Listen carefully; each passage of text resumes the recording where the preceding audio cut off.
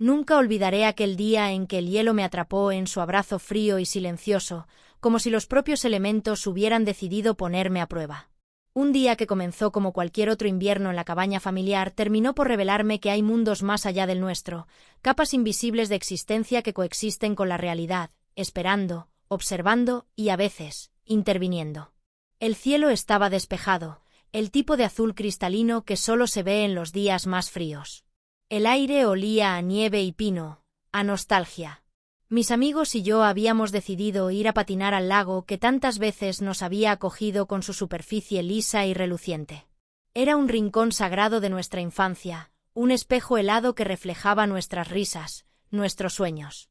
Esa mañana, el lago parecía más hermoso que nunca, una planicie brillante rodeada de árboles invernales, como si todo estuviera suspendido en un instante perfecto.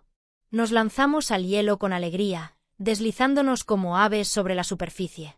Las cuchillas de los patines cortaban el silencio con su eco metálico. Reíamos, caíamos, competíamos en carreras improvisadas.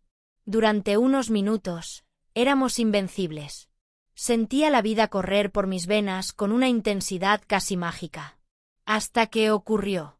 Un crujido. Profundo. Sordo. Casi imperceptible al principio, como el susurro de algo que no quería ser escuchado. Sentí una vibración extraña bajo mis pies, una especie de aviso ancestral. No tuve tiempo de gritar. El hielo se partió con un rugido hueco y yo caí, tragada por un abismo helado que se abrió sin compasión. El golpe del agua fue brutal. Me rodeó con una oscuridad líquida, un frío tan extremo que me robó el aliento y la voluntad al mismo tiempo. El pánico me invadió. Intenté nadar hacia la superficie, pero el hielo era traicionero y grueso. Golpeé desesperadamente, buscando una grieta, una salida, pero el mundo se volvió una prisión azul y opaca. La luz del mundo de arriba era apenas una mancha lechosa. Mi cuerpo se entumecía, mis pensamientos se deshacían como cristales rotos. Y entonces, cuando la desesperación alcanzó su clímax, ocurrió algo que la lógica no puede explicar. Una luz. No una luz como la del sol o una linterna. Era una luz suave, envolvente, que no brillaba desde fuera, sino que parecía emanar desde dentro del agua, como si el mismo lago estuviera revelando una verdad antigua.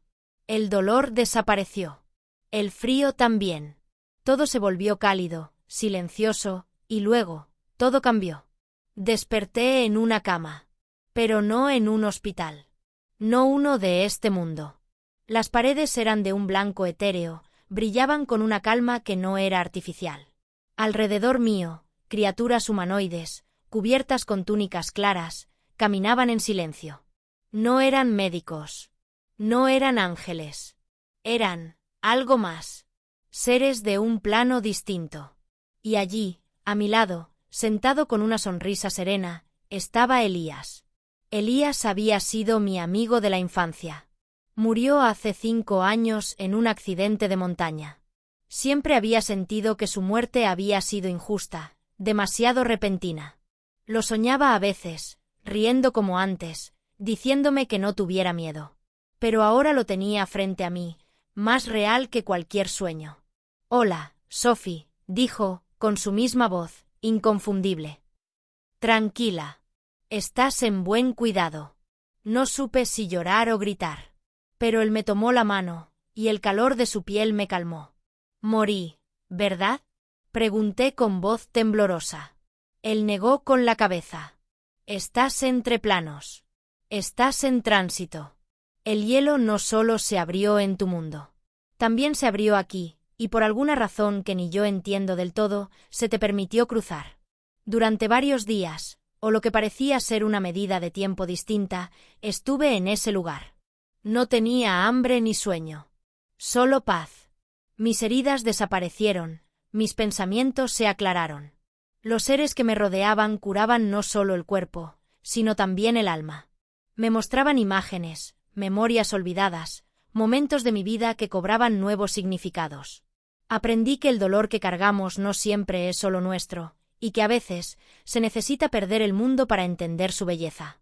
Cada noche, Elías me acompañaba a caminar por jardines flotantes donde las flores susurraban en idiomas antiguos. Me hablaba de su vida allá, de cómo aún cuidaba de los suyos. Me contó que algunos, cuando cruzan, se quedan. Pero que yo todavía tenía un camino que recorrer. En un momento, incluso me mostró un estanque en el que podía ver a mis seres queridos, como si el agua fuera un cristal que conectaba mundos. Allí, frente a ese espejo líquido, entendí cuánto me dolía no haber perdonado ciertas cosas, no haber dicho ciertas palabras. Y lloré. Lloré hasta sentir que parte de mi alma se liberaba. Uno de los seres, al ver mis lágrimas, extendió una mano y depositó sobre mi pecho una pequeña esfera de luz. Era cálida, palpitante. Memoria limpia, dijo en un idioma que comprendí sin saber cómo. Desde ese instante, sentí que algo en mí se alineaba, que podía regresar sin miedo. Pero no todo era curación y despedida. También hubo momentos de verdadera esperanza. En uno de los paseos con Elías, llegamos a una llanura donde cientos de personas caminaban descalzas sobre una alfombra de musgo que brillaba con luz propia. Algunos reían, otros meditaban, otros se abrazaban como si hubieran esperado siglos para ese encuentro.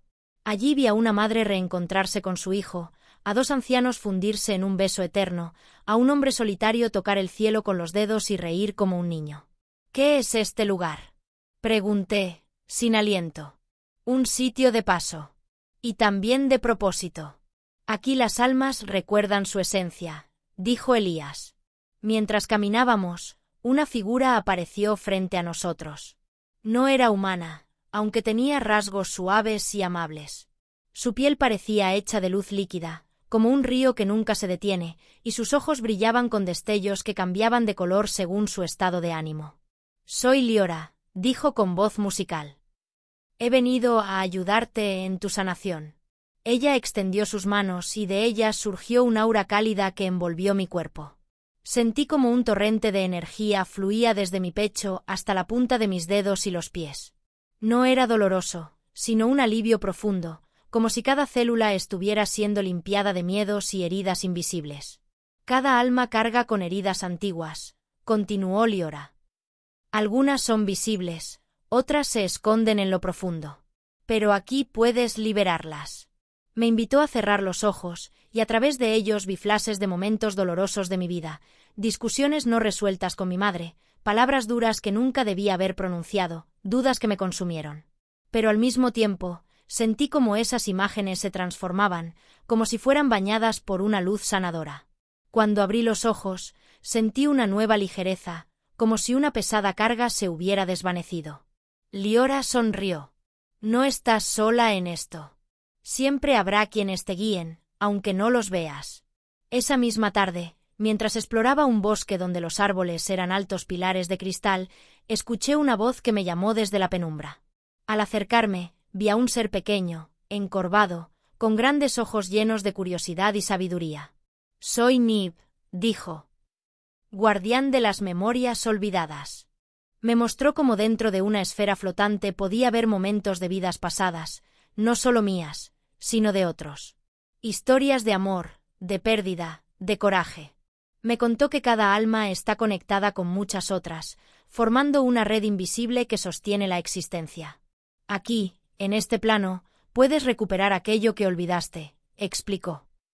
Eso te dará fuerza para tu regreso. Nib me entregó un pequeño frasco con un polvo dorado, que dijo era recuerdo puro. Me indicó que cuando me sintiera perdida en mi mundo, lo usara para abrir la puerta a esta luz que ahora habitaba en mí. Al día siguiente, me llevaron a una sala circular donde seres de diferentes formas y tamaños se reunían. Algunos tenían alas, otros no, pero todos irradiaban una calma profunda. Me dijeron que aquel era un consejo, un espacio para compartir aprendizajes. Allí, una mujer que parecía tallada en mármol blanco se acercó y me habló. Has cruzado un umbral difícil, dijo. No todos tienen ese privilegio. Pero también es un llamado a la responsabilidad. Vivir es un acto sagrado. Su voz resonaba como campanas en mi mente. Comprendí que mi experiencia no era solo un accidente, sino una oportunidad para transformar mi vida. Cada encuentro en ese otro plano me enseñaba algo nuevo. La importancia del perdón, la fuerza de la esperanza, la belleza de la vulnerabilidad. Aunque quería quedarme para siempre en esa paz, Sabía que no podía. Mi camino aún continuaba. Una noche, Elías me llevó a un mirador que daba a un océano estrellado. Me tomó de la mano y me dijo: «El regreso no es un final, Sophie. Es un nuevo comienzo». Sentí que su amor me envolvía, y aunque el miedo quería asomarse, su presencia me dio valor. Finalmente, el día llegó. Los jardines se cubrieron de una neblina plateada. Los seres formaron un círculo de luz alrededor mío. Cantaban una melodía que no era sonido, sino emoción pura, una vibración que traspasaba todo. Un vórtice se abrió ante mí, y sentí vértigo y claridad a la vez. «No estás lista para quedarte», me dijo Elías. «Pero ahora sabes que esto existe. No estás sola. Nunca lo estuviste». Me entregó un colgante con un pequeño cristal azul. «Para cuando dudes», dijo. Y entonces, con una ternura que me desbordó, me besó la frente.